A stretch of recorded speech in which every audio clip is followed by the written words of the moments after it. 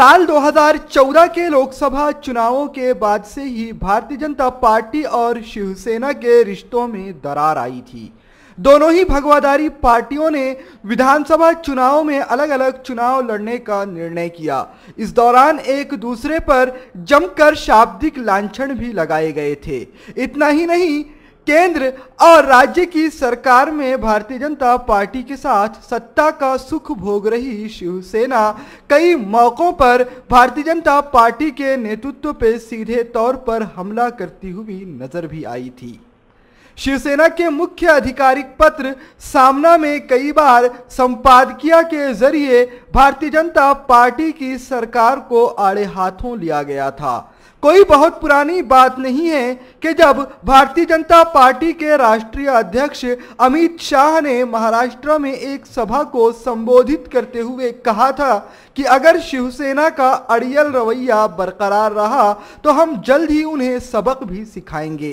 लेकिन सत्ता आखिर सबकी मजबूरी होती है। लोकतंत्र में चुनाव जीतना ही सब कुछ कहलाया जाता है और इस बात का एहसास शिवसेना और भारतीय जनता पार्टी को भी बखूबी था कि अगर बिखर कर चुनाव लड़ा गया तो शायद 2014 की कामयाबी 2019 में न दोहराई जा सके। इसीलिए 2019 के चुनावों के ऐलान के कुछ दिन पूर्व ही दोनों ही पार्टी के आला नेताओं ने साझा प्रेस कॉन्फ्रेंस कर अपने गठबंधन का ऐलान कर दिया। लेकिन कार्यकर्ताओं के बीच आई दूरी को पाटने के लिए अब खुद महाराष्ट्र के मुख्यमंत्री देवेंद्र फडणवीस और शिवसेना पक्ष प्रमुख उद्धव ठाकरे साझा कार्यकर्ता सम्मेलन ले रहे हैं और कार्यकर्ताओं को शिवसेना व बीजेपी की 35 साल पुरानी दोस्ती का वास्ता दे रहे हैं। साथ ही यह भी कहा जा रहा है कि भारतीय जनता पार्टी के दिवंगत नेता प्रमोद महाजन और शिवसेना के संस्थापक स्वर्गीय बाला साहेब ठाकरे के त्याग को याद रखा जाए। उनके समर्पण को देखते हुए दोनों ही भगवाधारी पार्टी के कार्यकर्ताओं को एकत्रित होकर देश और राज्य के हित के लिए एक बार फिर से एनडीए गठबंधन और भगवाधारी प्रत्याशियों को बड़े मतों से जिताना है। इसी को लेकर अमरावती शहर के संत ज्ञानेश्वर सांस्कृतिक भवन में एक कार्यकर्ता सम्मेलन आयोजित किया गया, जिसमें दोनों ही पार्टी के कार्यकर्ता साझा तौर पर शामिल हुए थे।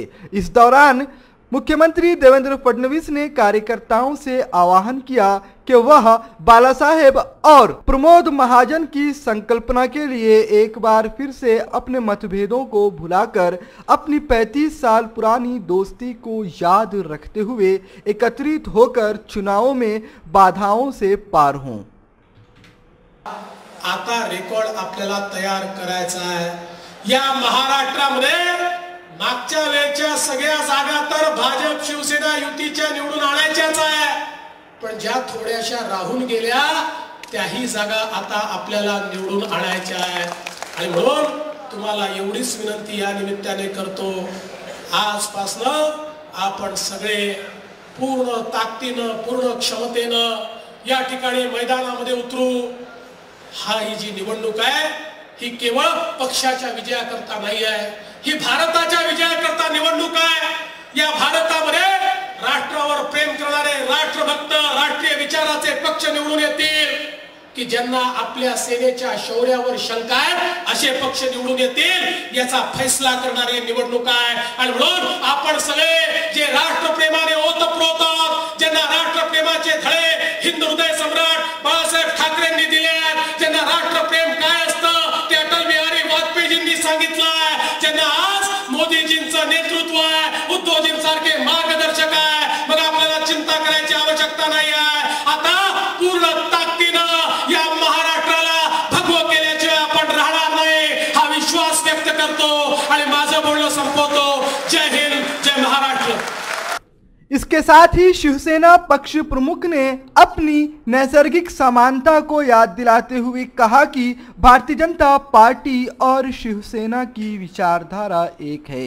हम हिंदुत्व का काम करने वाली पार्टियां हैं और अपने हिंदुत्व को बनाए रखने के लिए हमें साथ में रहना जरूरी है। अतीत में जो कुछ भी हुआ उसे भूलकर हमें गठबंधन के उम्मीदवार को जिताना है। हमारा उम्मीदवार ना तो शिवसेना का होगा ना ही भारतीय जनता पार्टी का होगा, बल्कि जब कार्यकर्ता चुनावी कैंपेन करें तो वह इस बात को याद रखें कि हर भगवाधारी झंडे के नीचे लड़ने वाला कार्यकर्ता भाजपा व शिवसेना युति का साझा उम्मीदवार है और इसी बात को ध्यान में रखकर आगामी चुनावों में कार्य करना है। का आपण एकत्र आलो होतो, का आपण पुन्हा एकत्र आलो? एक देशाचा विचार आहे, एक हिंदुत्वाचा विचार आहे। नुसतं छत्रपती शिवाजी महाराज की जय बोलायचं, हातामध्ये भगवा घ्यायचा आणि एकमेकात मारामारी करायच्या। छत्रपती असते तर आपल्याला सगळ्यांना मिळून तरी कडेलूट केलं असतं। असे हिंदू मला नाही परवडणार, अशी असं माझं नाव घेणारी माणसं आमची शिव नाम घेणारी यांची लायकी सुद्धा नाही। आपण जर का दुर्दैवाने आपलं भांडण झालं असतं या निवडणुकीमध्ये तर विचार करा आपल्या डोक्यावरती कोण बसलं असतं। आज मला एका गोष्टीचा अभिमान आहे, संपूर्ण देशात कदाचित आपली युती हा पहिला एकमेव असा युती म्हणून पक्ष असेल की संपूर्ण देशात आज कार्यकर्त्यांसमोर प्रचाराचा आम्ही नारळ फोडलेला आहे। आपण नारळ फोडले, कोणाची तयारी एवढी?